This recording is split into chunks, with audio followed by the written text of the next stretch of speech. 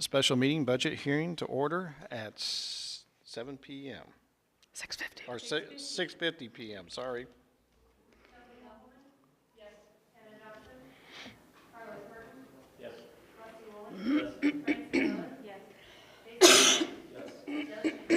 Yes. I'd like to welcome everyone here. I'm sure you're here for the public hearing on the budget. Raise your hand. No. All right. So any discussion further on this, Dr. Stanifer? Yes, I have a presentation for us tonight. So, board members, you have in front of you the official budget paperwork. If you want to turn to the back of the first page, which is actually your page 2. I'm just going to highlight a few lines on here before we do our presentation. Line 11, you'll see the total receipts and revenues that we are estimating for FY23 listed by fund. So line 11, column C all the way through K.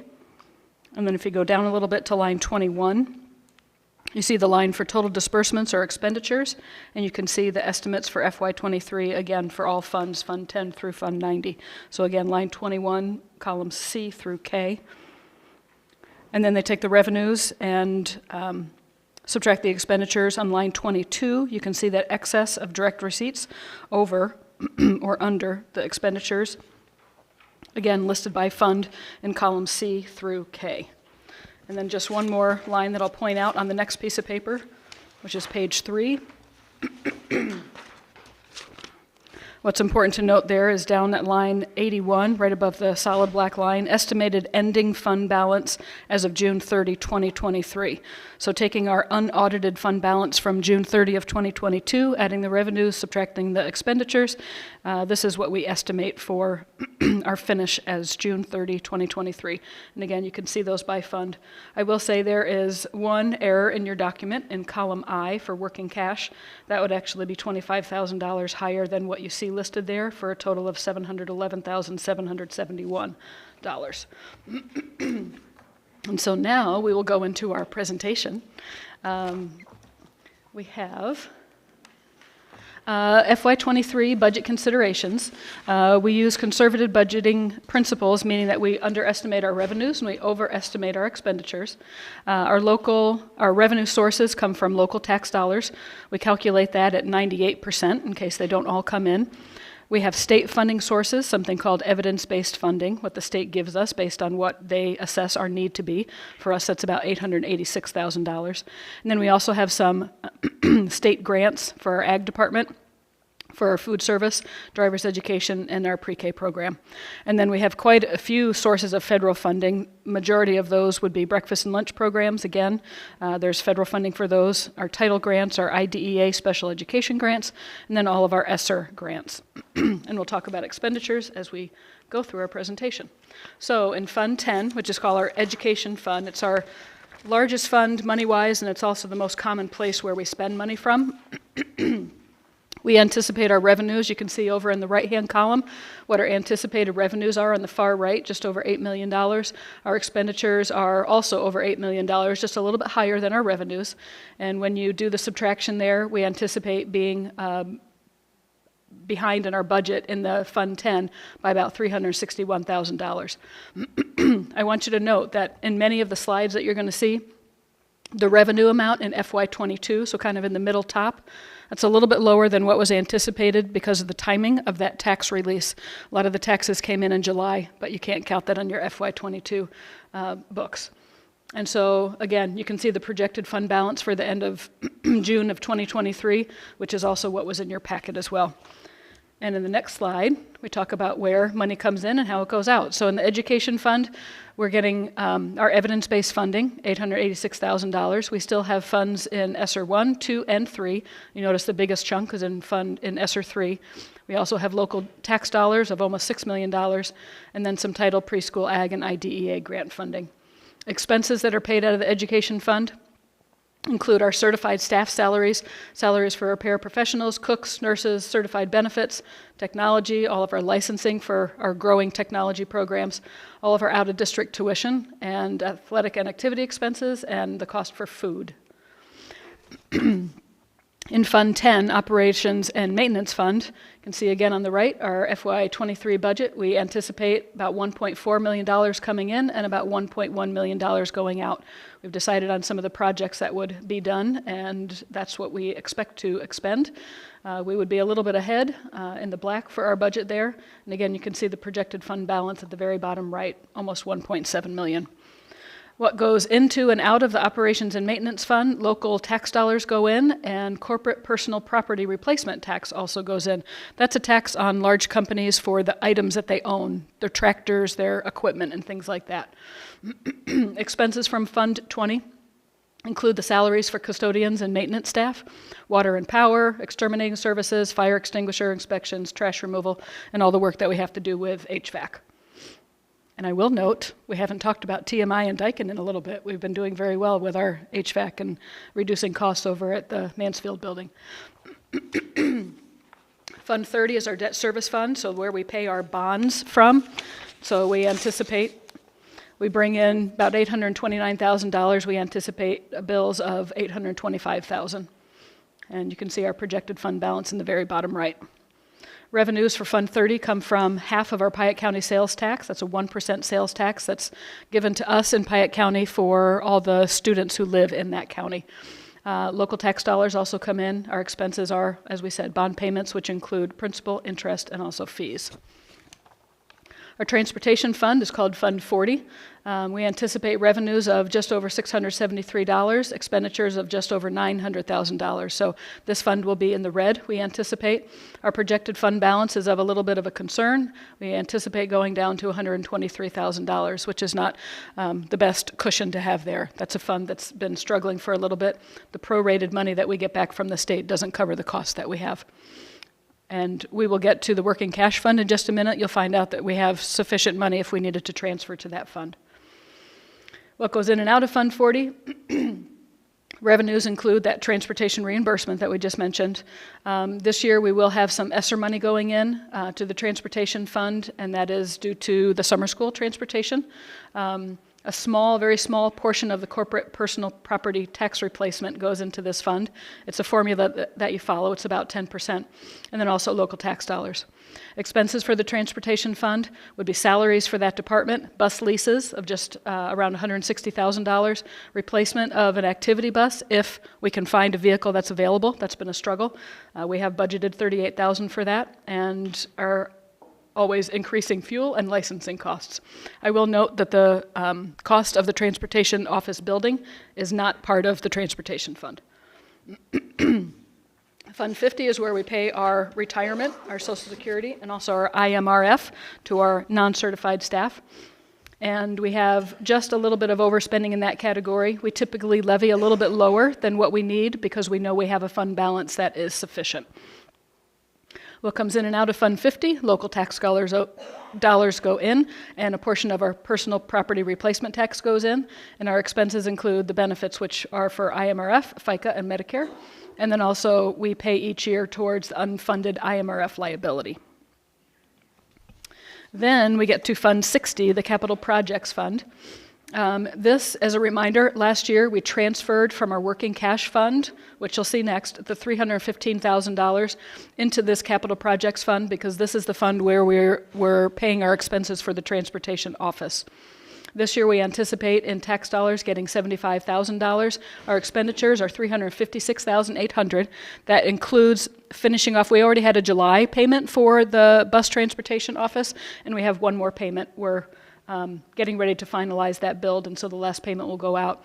This fund is also holding our school maintenance grant project work. This summer at the high school, we did a VAV box. It's all about heating and cooling, a VAV box project. The state does a matching grant up to $50,000. Our project was way lower than that, so some of that money has to go back to the state because you're not allowed to amend those grants to use more of that money. But they just released another school maintenance grant, which is kind of unusual to have 2 years in a row. So we'll be working on another project, so we have anticipated revenues and expenditures in this fund that are included. So in Fund 60, revenues are half of the Piatt County sales tax and also the school maintenance grant matching funds. And expenses include architect and engineering fees, HVAC at BRHS, that was our the maintenance project that we just finished, and then the next maintenance grants project, which will probably also be HVAC at the high school. Fund 70 is our working cash fund. And you'll notice it says up there that we transferred last year $315,000 to capital projects fund that we just talked about. And this year we anticipate in tax dollars bringing in about $81,000. You never, what they call spend out of working cash, you transfer out of working cash. But we anticipate that our fund balance at the end of FY23 for working cash would be $711,771. So that is why we have some ability to transfer into the transportation fund should we have an issue. Revenues include local tax dollars and also the proceeds from the previous bond refinancing, which was very lucrative for the district. That was done last year. Expenses from working cash, again, you don't spend directly from it, but we could use that to transfer into another fund if need be. Fund 80 is the tort fund. You can see there what's coming in and what's going out. We do anticipate being a little bit over budget in this fund. We have significant increases. I'll show you the next fund or slide. Expenses for workers' compensation insurance, property and casualty, BUSHU human resources, legal fees, treasurer and activity fund bonds, all our asbestos monitoring, the door monitor salaries for each building, and then 10% of my salary go into the tort fund. It's all about safety. We had a 14% increase in our property and casualty insurance this year. So we had a heavy hit with expenditures in Fund 80. And last but not least, Fund 90, Fire Prevention and Safety Fund.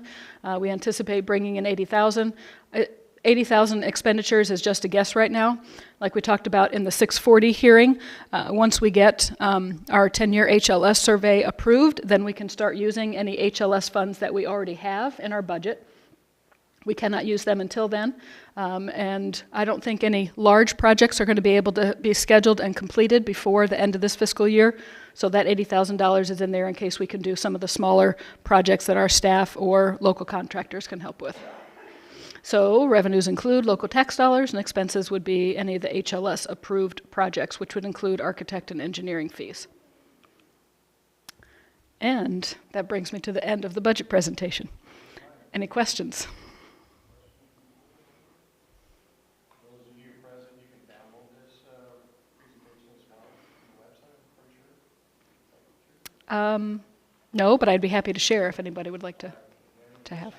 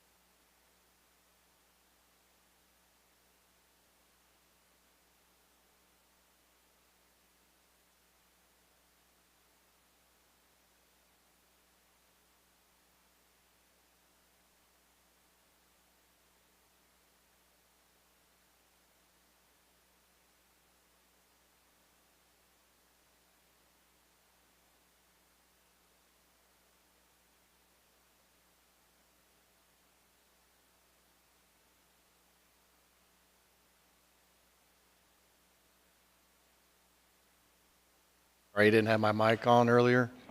You can all hear me now, right? All right. We're going to move on. I'd like to call the 7 o'clock meeting, actually at 7:04 p.m., call the meeting to order.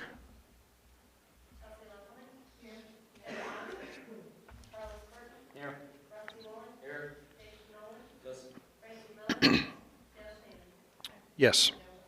I'd like to welcome everyone here again, and those of you who are streaming live as well. Appreciate you tuning in to the board meeting. And I don't think we had any public comment sheets turned in at all. So we're going to move forward to the best time, I think, of the evening is to do some presentations and let people know that we're proud of them and appreciative of all the hard work that the staff do here in the school district and what the students do as well. And we hope that the kids are glad to be in school full-time this year, and it's exciting to have them back in the buildings. Tonight, we always want to start out, we used to start out with the kids and did the staff. By the time everybody went out of the building, and no one got to appreciate the staff. So now we've started to share the staff appreciation at the beginning. And we just want to say thank you as a board, and we appreciate all your hard work. It's to the point that others have recognized that and have presented you to us this evening as the exemplary night staff members. And from the Schneider Elementary building, I think we have Megan Maxwell here this evening. You'll come up and stand in front of everybody. Yes, and stay remaining standing.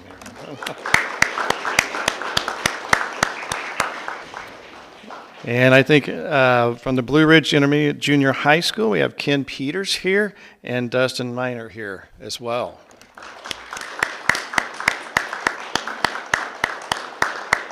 Some of you know, I think Ken is finally going to try to retire, right? Possibly? Yeah. He keeps saying that every year. We'll see. And from the Blue Ridge High School, we have Lauren Lacey as well. Thank you.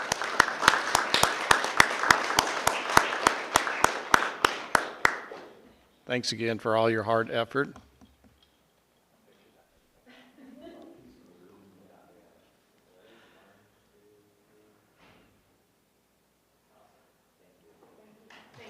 Well, you're welcome.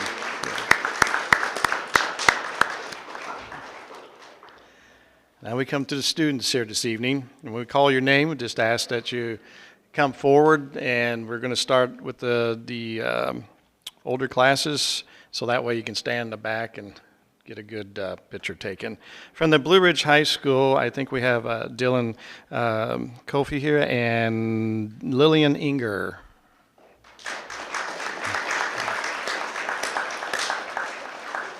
From the 8th grade, we have Erilyn Johnson. 7th grade, Mariska Lipovich. Nope. Sorry, I think she's not here, but shout out to her on streaming live, okay? As 6th graders, we have Ellie Clark.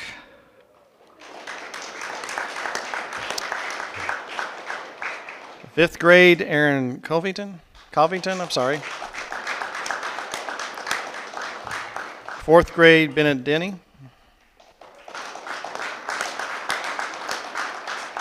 The 3rd grade, Brantley Blacker.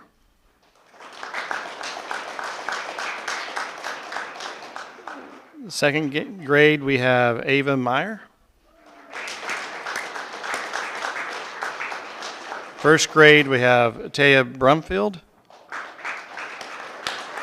And from kindergarten, we have Jackson Keeler.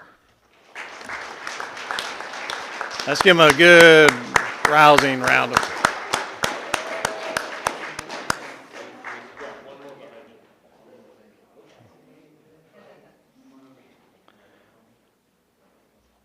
We appreciate all the write-ups that the school administration team has put forth, and you'll read those about each of these students in the monthly newsletter, so be sure to read about all their good characteristics.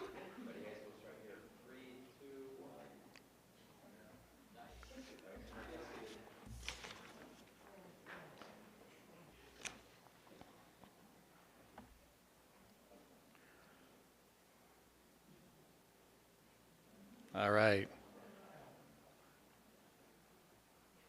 Okay, you may be seated. You're welcome.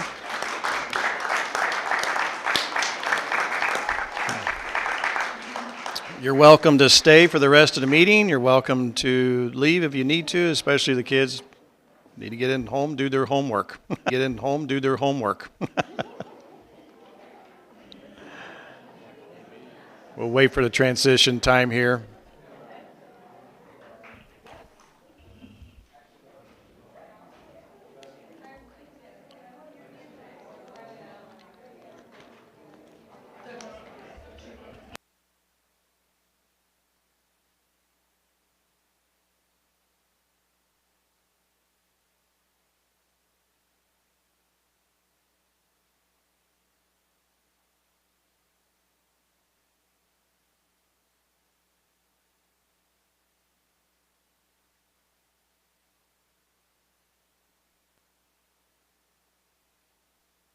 Yeah, popcorn machine next time for the budget hearing, yeah.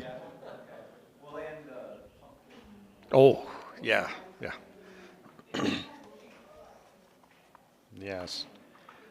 So we have next up, we have a presentation from our district librarian. Welcome to the district, Anita.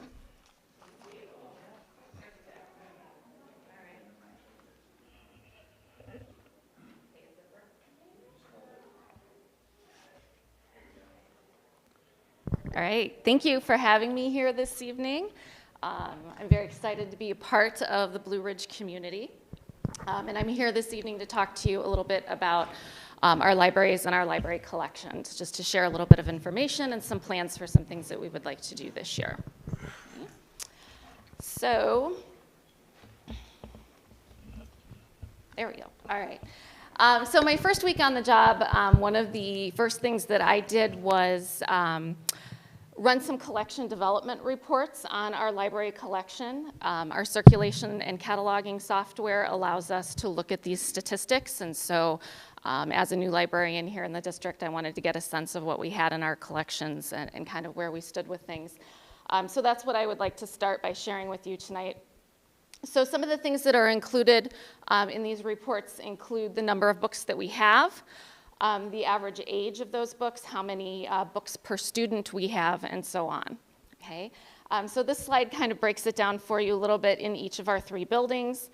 Our Schneider Library collection has over 13,000 books in it. Our intermediate junior high school collection has over 10,000 books, and then our high school has over 6,500 books. Okay? These are extremely large collections for our buildings. As you can see at Schneider, we have over 66 items per book, 66 items per student. At the intermediate junior high school, we have over 48, and at the high school, 33. Now, the reason I mention this is that the American Library Association recommends that in a highly effective school library, you would have between 15 to 20 books per student. So as you can see, we far exceed that recommended number. In this case, it is a case of more not always being better. The reason we have a recommended number of 15 to 20 books per student is because that is an adequate number typically to meet the students' needs without completely overwhelming them by the number of books that are in the collection. Okay? So particularly for our younger students at Schneider with 66 books on the shelf per student, it is an extremely large collection and a lot of books for those young guys to sort through and try to find what they're looking for in our library. So this is one of the things that we want to pay particular attention to this year. Okay.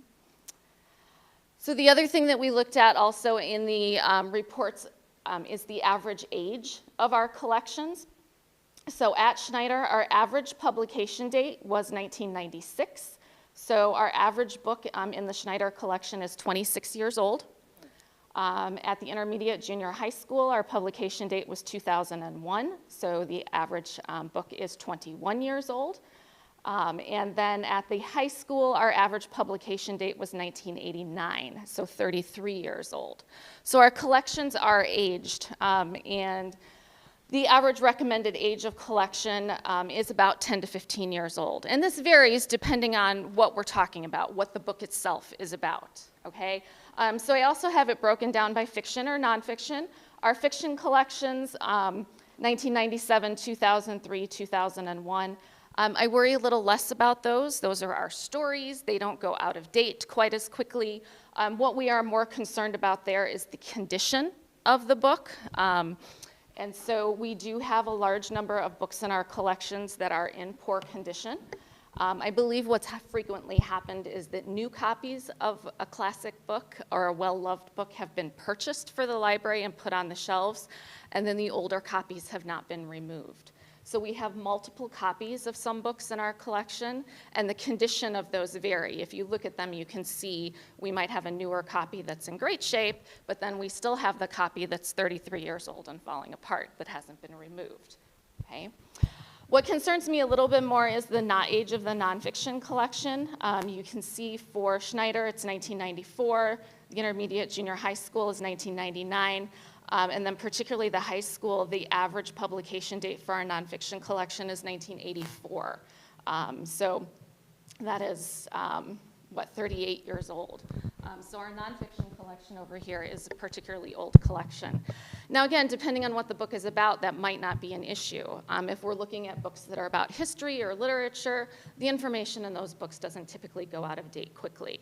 But if we're looking at books that are in the social sciences or science and technology, and you have books that are 20 to 30 years old, the information in those books is very frequently out of date, and so they do need to be updated. Okay.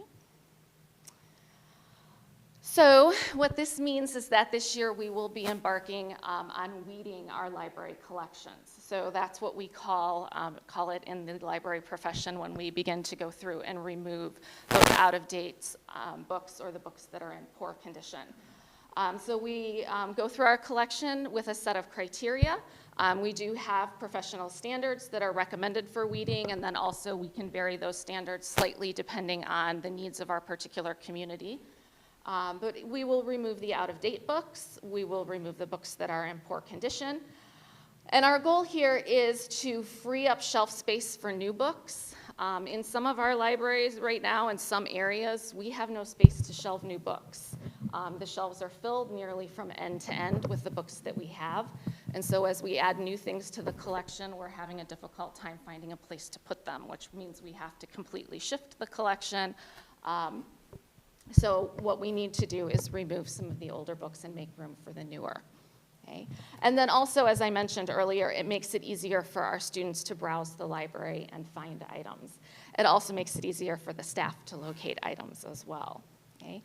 And many libraries actually find that their circulation increases after they weed a collection because it is easier for patrons, in our case students, to find things. And they notice things that they never knew that we had before because they're just easier to see on the shelves. Okay. So I've got a couple pictures here. This is one of our bookcases at Schneider. This is a before and after picture. The week before students started coming in to check out books this year, one of the things that I wanted to do was arrange some of our popular series books and put them into bins so that our students would have an easier time of locating some of the books that they were looking for. In order to make room to do that on the shelves, we did have to go ahead and do some weeding. So this is one of the only sections that we have weeded at Schneider so far, but you can see the difference in the before picture on the left where the books fill the bookcase from end to end, and you can imagine it would be difficult to locate anything on that bookcase. And then what it looks like now after we weeded, we removed some of the out-of-date or books that were in poor condition, and then we added the bins to make it easier for students to find some things. Okay. So the things that we look at before we weed, I kind of mentioned some of these things already. We look at the age of books, we look at the condition, we look at the previous circulation of the book. We can look at a book in our online catalog and see when was the last time somebody checked it out, how many times has it been checked out, so we know if it is a book that is popular or something that hasn't circulated in several years. We also look at how many copies we have. Some books you want extra copies of if they're particularly popular. Other books, one copy is sufficient. So if we have more than one, we may decide to remove some of them. And then we also look at the relevance of the book. Is it relevant to our collection? Does it work with our curriculum? Is it something that students are interested in? And we also consider whether or not that information can be found elsewhere, which usually means can they get it on the internet? So if we're talking about books for research, we do still keep print books for research, but of course the majority of our students' research is now done online, so we don't have to have as large of a nonfiction collection as we would have 20 or 30 years ago. Okay. Again, kind of an example here. These are some of the Beverly Cleary books at Schneider. The photo on the left shows you some of the titles that we weeded. These are books that we weeded due to condition, as you might guess by looking at them. And so once we removed some of those older books, you can see in the photo on the right what that section now looks like in the library, which is much more visually appealing to our students, which obviously means they are much more likely to check out those books. So then comes the big question that everybody wants to know: what do you do with all those books that you're getting rid of? So we have a few different things that we do. If the books are still in decent condition and the information in them is not drastically out of date, we will offer those to teachers for their classroom libraries. Okay. We do keep extra copies sometimes for later use if they are still in good condition, but we have 3 or 4 copies of a book and we want to get rid of some of them because we don't have room on the shelves. We might store a few copies, and then as the one on the shelf wears out, we can move it into the collection. If the books are in too poor of a condition to be used in any other way, or the information in them is drastically out of date, we can offer them up to art teachers and things like that to use for art projects so that they still get reused. And then finally, of course, we do discard and recycle some books. Okay. So this is one of the big projects that we are planning this year, and through conversations with Dr. Stanifer and with our building administrators, we kind of talked this over and agreed this is something that we need to address. But we did want the school community at large to be aware of what we are doing. Of course, when you go in and start removing books from the library shelves, people start to say, hey, what are you doing in there? Where are all the books going? So this is what we will be doing in order to update our collections and make them more accessible and more relevant to our students. Okay. I had a couple questions for you, Anita. So the Dewey Decimal System, or whatever that's called, we still utilize that, right? Yes, we do. The total book numbers that you guys came up with, is that from physically counting the books on hand, or is that by data? That is the report that's run in our online circulation and cataloging system. So we have software that we use to check our books in and out and for our online catalog. And of course, every book in the library has to be put into that software. So the software knows exactly how many books we have. So it generated those numbers. That accounts for any MIA books? It does. When we do an inventory, which hopefully we will do after the weeding project, if there are any books that are missing, those will pop up, and then we'll do our best to locate those books. And then we will either mark them lost if we can't locate them, or we will then scan them into the inventory if we do find them. Now, I don't know when the last inventory was done. No one I can talk to can remember. Nobody's really sure. So it's been at least a few years since we've done an inventory. So those numbers are to the best of our knowledge at this point. And then also, is there a way to tell which books have never been checked out? Yes, the software will tell us that same thing. We can run various reports, but we can also look at an individual book, look it up in that software, and it will tell us how many times it's been checked out. So if it hasn't been checked out at all, it will tell us that. It will also tell us when the last time was that it was checked out. So if it hasn't been checked out in 7 or 8 years, then that might be something that we look at and consider weeding. If it was just checked out last year, then it's probably something we're going to keep. And I see labels on the aisles there. Are those like topical labels, which help to figure out where Right, those are Dewey Decimal numbers, so that the students, once they look up a book in the online catalog and they find the call number for that particular book, the signs on the bookcases will help them then locate the book on the shelves. So that's something that we're working on teaching them. All right, thank you. I just wanted to how to make it interesting for the kids when they walk in. Sometimes it's good to see, travel, food. And that's one of whatever. the things we do want to do is increase our signage in all of our libraries. You will see some signs here in the library collection, but even though we have the Dewey Decimal numbers up there, I think it's still beneficial to add some subject signs and stuff like that. And we're doing that at the intermediate junior high school and the elementary school as well to help our students locate things. Okay. Yes?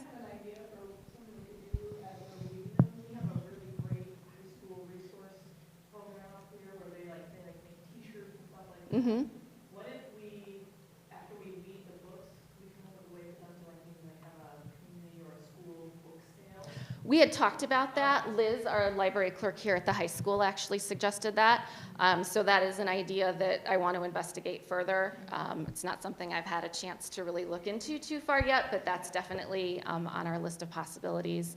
I would also love to create a couple of little free libraries within the district where we could put some of our weeded books into those and get them out into the community. So I do have some ideas for some other projects like that. We do want to see the books that are still usable get used by people who need them. You know, this is not about throwing books away. It's about improving our library collections, and then the books that we cannot use but are still in good condition and still relevant, hopefully getting those into the hands of people that can make use of them. Maybe look at like targeting certain students that we think could benefit from having more books. I think that's a great idea. Yes, for sure. Mhm.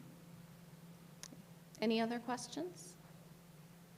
All right, thank you. Okay. All right. Oh, Taya. All right. Taya, you're welcome to come forward, please. We want to recognize you as being an exemplary night student. And let's give her a hand. You come forward, Taya, so we can get your picture as well. Hey, everybody else was in a group picture. You're going to get.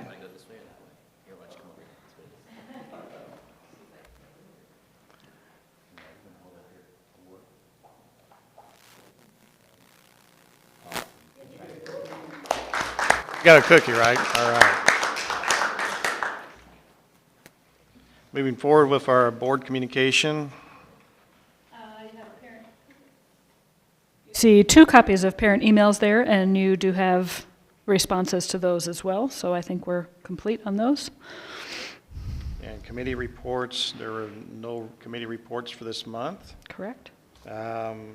Administrative reports, Dr. Stanifer, you're up. Okay. So I wanted to remind families that are online watching us, if you don't already have the Blue Ridge app, it would be great for you to download that on your smart device. You would look up Blue Ridge number 18, Illinois, and once you have that free app, if you could allow notifications from the district level and also from any buildings that you have students in, that would allow us to push out notifications to you quite frequently. It's the best way to keep up to date. We did have an early homecoming here at Blue Ridge. We had a very successful homecoming week. I think everybody had a great time, and it was nice to win a football game on that weekend as well. We have had staff members in training throughout the summertime, and then also right after school started, we did some iReady training, and just at the beginning of this week, we had our first school improvement day with more training for staff. Next thing I wanted to mention, the wraps that are on the intermediate junior high and also on the high school building, those were thanks to our boosters organization, so hopefully everybody's been able to drive by and see those, and if you see a booster member, please tell them thank you. And last update for me on Shield, Illinois, we did start in the middle of September, I think the week of September 13th. We've had approximately 37 students and 7 staff members who have been out for variety of length of time, up to 5 days, because of COVID. And the Shield testing is doing well. Tuesday in both the Farmer City buildings and Thursday in Mansfield. And that is all for my report. All right. And the strategic plan update? Strategic plan. So we have 5 goals. This is our first 3-month update for our strategic plan. Woohoo! So under the communication goal, we had many social media posts this summer, our summer nights, where people could add some comments for some fun summer things they were doing. And we also introduced all of our new staff members through social media. We had a board member presence at our first night events, handing out cards that have our new mission statement on them. We've had a refresh of our webpage, and we are getting ready for our first Blue Ridge Connect event, which will be next month, and the title for that is going to be Connect, Create, and Collaborate. So you'll hear more about that later. Our second goal was finance, where I've been asked to do some explanation of financial things. So that's what you saw tonight at 6:50, a budget explanation. And also wanted to remind us that we went through a very successful negotiation cycle with our team, and we do have a 4-year contract through 2026. Goal number 3, student achievement and curriculum. One of our big pushes this year is our iReady training for staff, so we can get our students onto that program. We have had grade level meetings starting up already in the month of September, and our 7th through 12th grade ELA teachers will be meeting on a quarterly basis. That's getting ready to start soon. Our facilities goal, we have our 10-year HLS project review in progress, and as you heard me mention earlier, our next school maintenance grant project, we will have our engineer help us decide what is the best next piece of the HVAC project here at the high school for us to do. And goal number 5, programs and services. two upper principals and ADs had a meeting this summer, and they will continue to meet once quarterly so we can get some continuity through our athletic programs between the buildings as we've been seeking. And then we also have a project. We're waiting for our counselors to give us some information that we can post on social media so people can know who they are. And next we'll hit our Tri-County service providers to have them with a little promo for them on social media as well. So that is the 3-month update for our strategic plan. Thank you. Thank you for coming back from Springfield this evening for the meeting. You're welcome. Mr. Ryan Payton, you're up.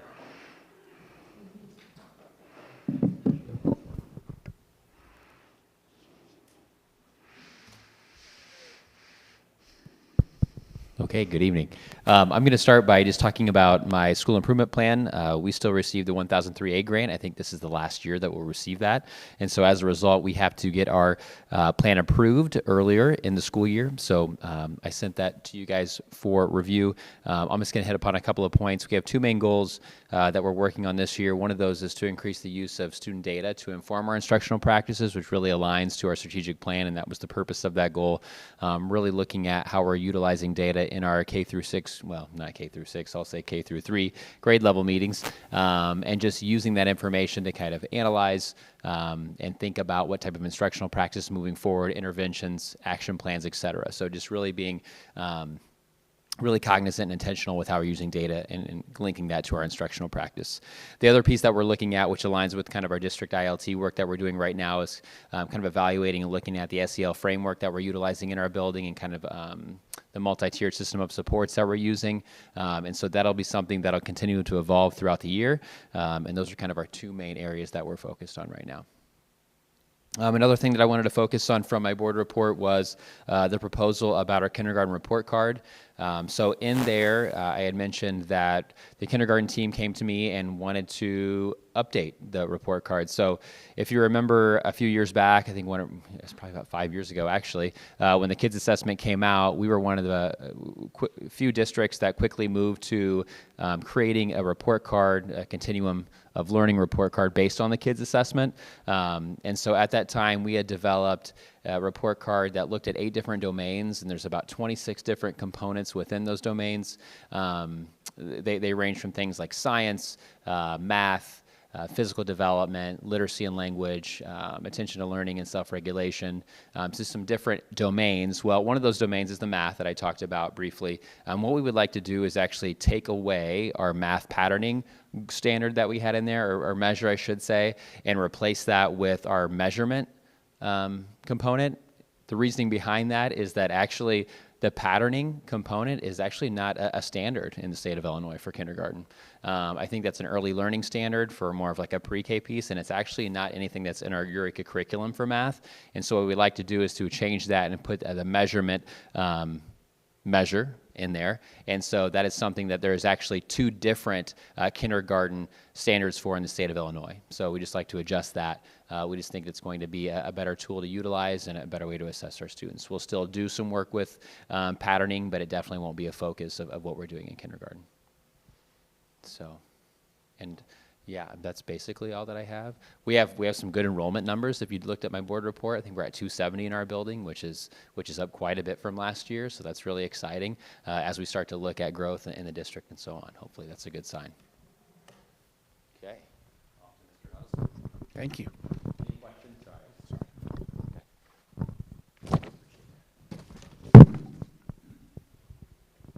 Good evening, everybody.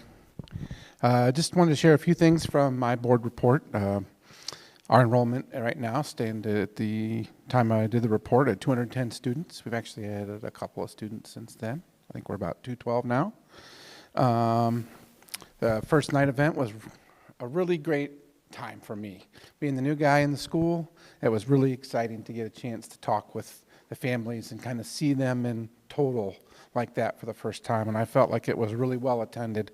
We started ours a little bit earlier so that I could kind of take the new 4th grade families through the building, introduce myself, introduce the staff that was there, and then after that I met in the junior high gym with 5th and 6th grade families, introduced myself, kind of went through who I am and what I'm hoping to accomplish with their kids, and then I kind of repeated that with the 7th and 8th grade families. but maybe with a little more focus on some more kids about to be in high school type things that had come to my attention. We were lucky enough to have Kona Ice come out and do snow cones out there for our families, along with Tanya Evans brought some food for us to sample as part of our new menu. So it was a really good night, and I felt it was a great way to start off our year. The last thing I want to talk to you about is kind of how we've looked at the iReady program that we're implementing. We had every student in our building take a fall diagnostic in both math and reading. It took us a little bit. It was because it was kind of part of our fall assessments that we've done as part of our curriculum, and also some of the existing assessments that we've done. So it's been a lot of assessments for kids, but we've also got a lot of good data. And so Ms. Trumbull, myself, and our title teacher, Mrs. Soliday, we met with our 4th, 5th grade teachers, went over the data in both reading and math, and just kind of looked at how are we grouping our intervention groups of kids. Are there kids that were on there that we say, hey, wow, look at how well they did? You know, what are some things we might be doing for them? But also, are there kids that maybe didn't do as well that were like, hey, they kind of weren't on our radar? So how are we going to wrap around them and support those kids at the start? Do we still have concerns about them outside of just that assessment data? And then just this last week, I was able to kind of do that with my junior high during the staff meeting as part of our SIP day also that we had this week. Any questions? Thank you, guys. We're thriving. Yeah. I'll just jump in where Bert left off, because we also did iReady testing for every student at the high school.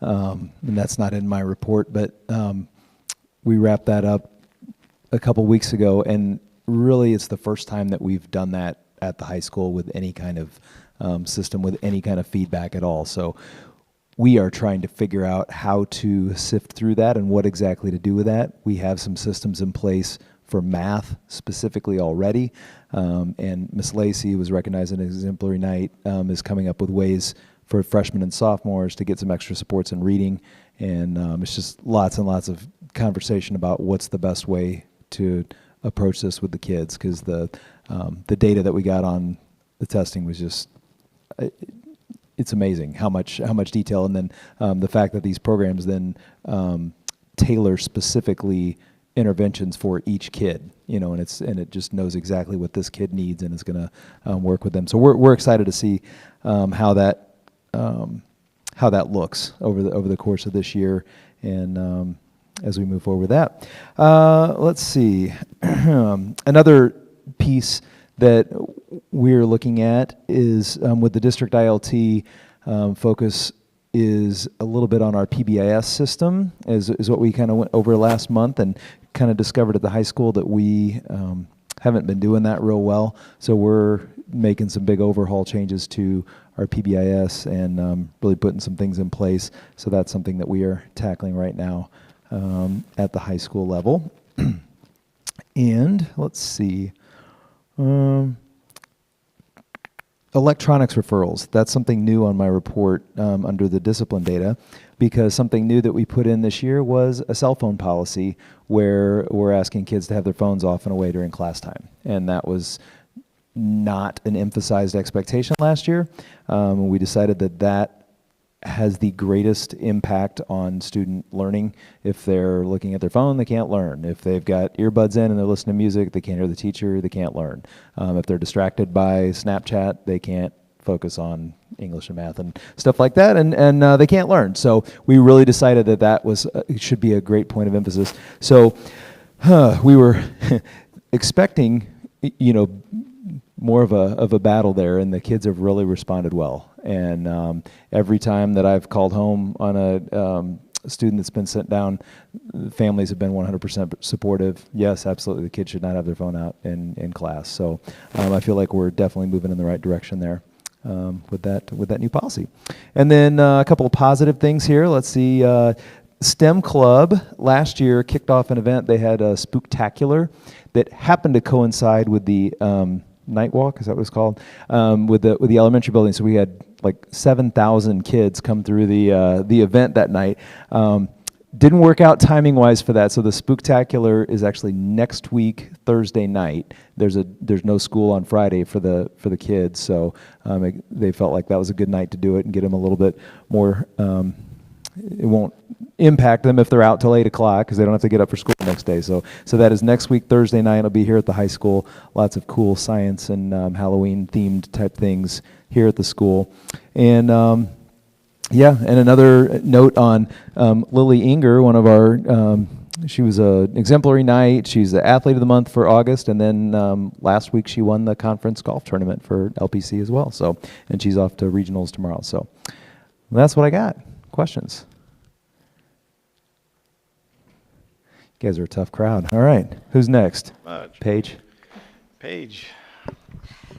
Okay, when Anita was giving her speech, Ryan looked over and said, "Isn't it sad, a book that wasn't checked out?" And my mind immediately went to Rudolph and the Island of Misfit Toys. I feel like that's where we should send those books, if we can find out where it's at. But you have my report. It's been a very, very busy month. Bert and I are making sure that our teaching skills are still up to par. We have subbed 2 days in a row. We're going to see if tomorrow's the third time and a charm. But it has been a great opportunity for me to get in the classroom, see what's going on, make some personal connections with kids because I don't get to do that as much anymore. But I think things are going really well. I'm missing my time in Farmer City, but I think Bert and I are working well together and getting a lot done. Do you have any questions about anything in my report? Thank you. Oh, okay. And you have the reports for technology, operations, maintenance, and transportation food services. Appreciate again, Tanya, bringing us some samples of the breakfast menu items, and some of them hopefully will show up in October as well. Moving on to approval of consent items. I need a motion and a second to approve the consent agenda items listed on attachment A as presented. Chelsea and Francie, roll call.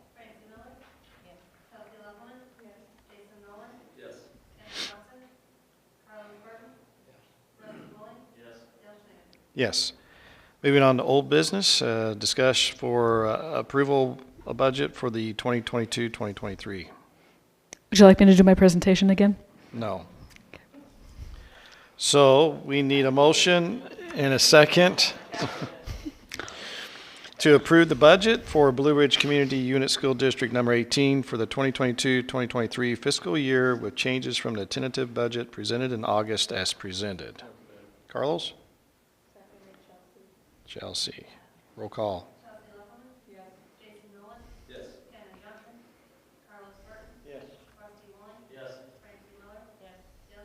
Yes.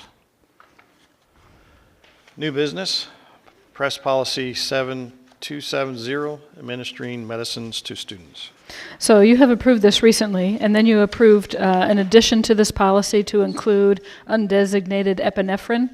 That was done just over the summertime, and our new nurse on the Farmer City campus, Michelle Case, came to me and asked about using an additional portion of policy 7270 that we have not included in our policy manual previously about undesignated Narcan.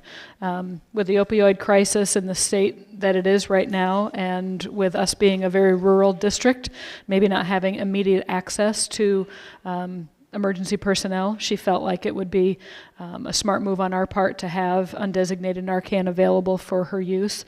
She would go through the training process, and the medication would be, there's resources where it would not cost us to have that Narcan on hand. So she would like for you to consider adding that other language to policy 7270. Any discussion?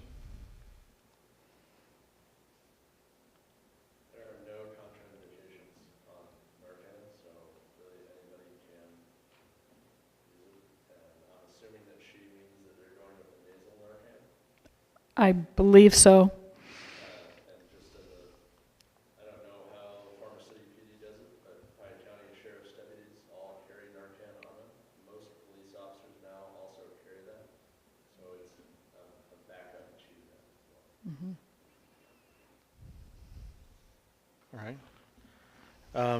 If no further discussion, I need a motion, a second, to approve the revision to policy 7270, administering medicine to students as presented to us.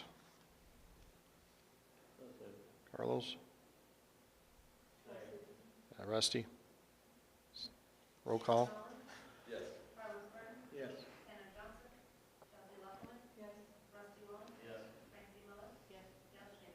Yes.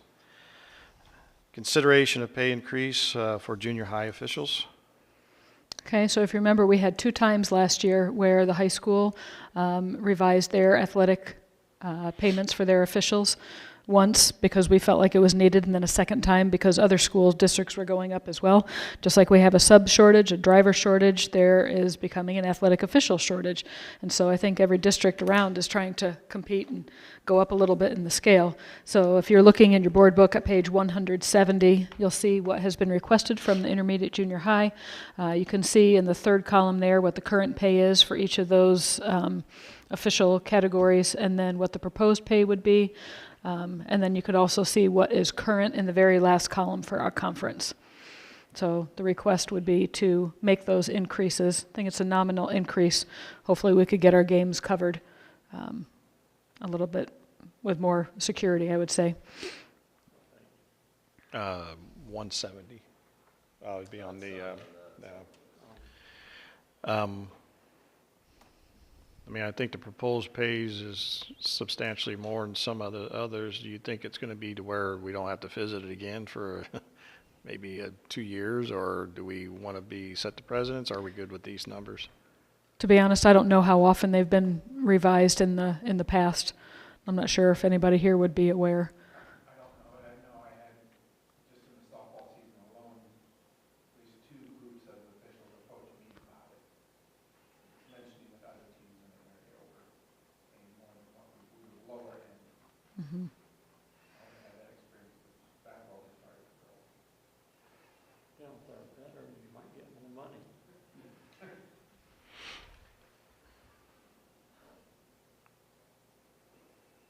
Yeah, I'm not familiar with what they, the rates, pays, and what they're getting. I don't know. Rusty, you have any knowledge of that stuff, or? It's all going up. The summer baseball program bumped theirs up, and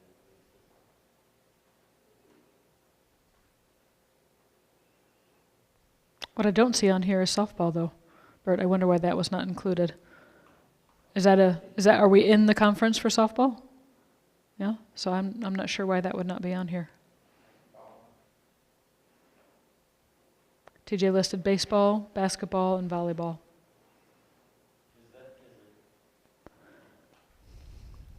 Green. Same, baseball and softball though?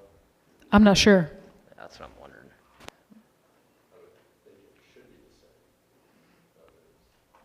Because basketball is just listed, so I wonder if he might put baseball / softball and just Mm-hmm. the same, because it's like, it doesn't say boys and girls basketball, it's just basketball in general.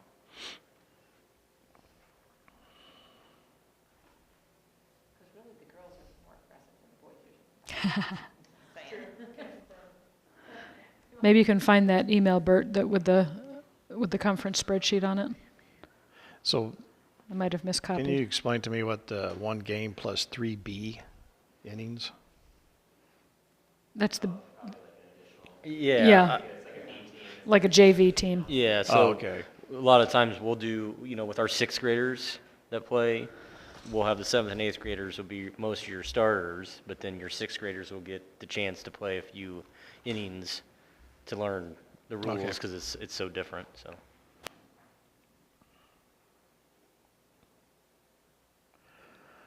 Well, I see the ranges where we have 90, and the range is like 90 to 110. I think that our proposal is just getting us to where everybody else is at, and I would assume that others would probably increase theirs, so I don't know if we need to bump that up another $5 to make it 95 instead of 90.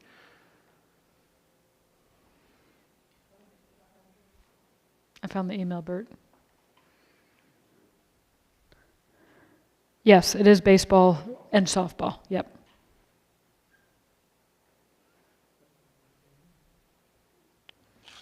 Dale, you're saying, so baseball is at 65 proposed, and then 90, and then 90 for a doubleheader.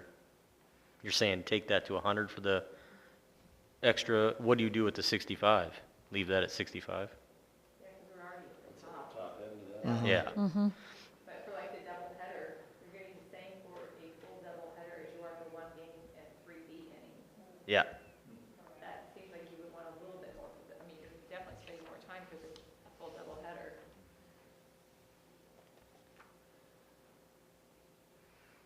Just looking at this spreadsheet each year with this from his AD meetings and conference, it looks like a lot of the districts in our conference pay the same for the game plus 3B innings and the doubleheader game. Why is that? You just have the $10 difference between the two. And for some reason, for us, for baseball, between a one game with the 3B innings is $35 different, or $25 different, so. Do we have cords? Mine's about to die. I don't know why this is.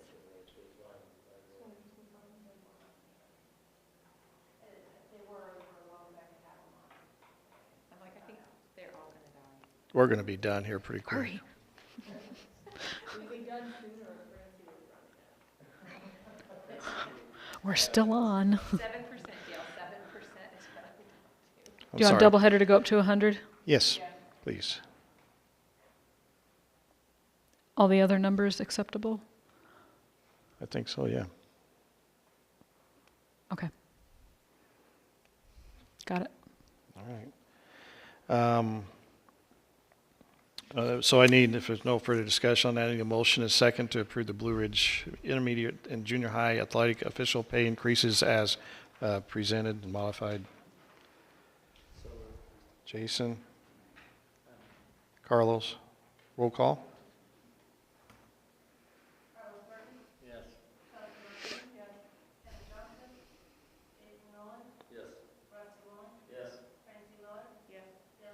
Yes. Bookkeeping update. Want to discuss that a little bit? Okay, so we currently have permission to have 10 hours a week of additional assistant bookkeeping help. We are finding that we're still not able to get reports, payroll, all the other accounts payable, receivable, grant reporting, Gemini reporting for TRS done in a timely fashion. Sometimes we're having financial penalties, other times it's things being done late, which inconveniences other reports that are done from other locations other than the unit office. So the proposal would be to have a 30-hour position versus a 10-hour position. And so if we looked at paying a 30-hour-a-week person at $17.50, then I did some of the cost information for you down below to see that would reduce, hopefully, some of the bookkeeping overtime that we see in the chart there, and would give us, we had talked about a difference between having a 10-hour person and adding a 20-hour person, or having one person for the 30 hours. I think we'd have more consistency if we had one person with the 30 hours who could be there every day of the week, consistently at a certain time of day.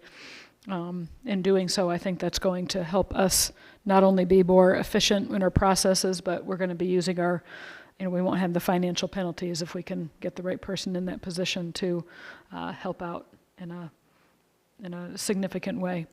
And I will be talking with neighboring districts to see if they can give us some help to figure out what's the best way to become more efficient, what's the best way to divvy up the workload so it makes sense.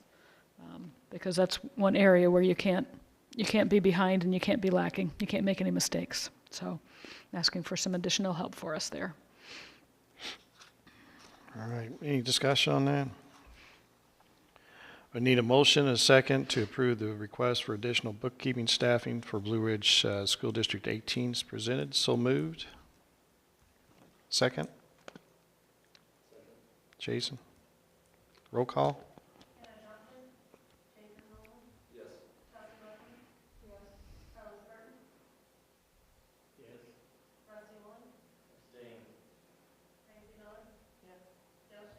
Yes.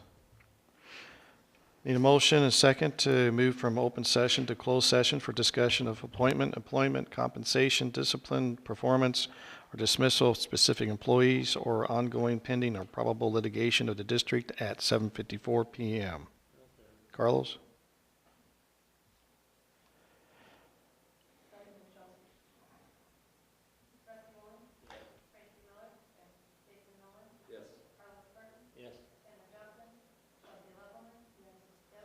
Yes. Thank you.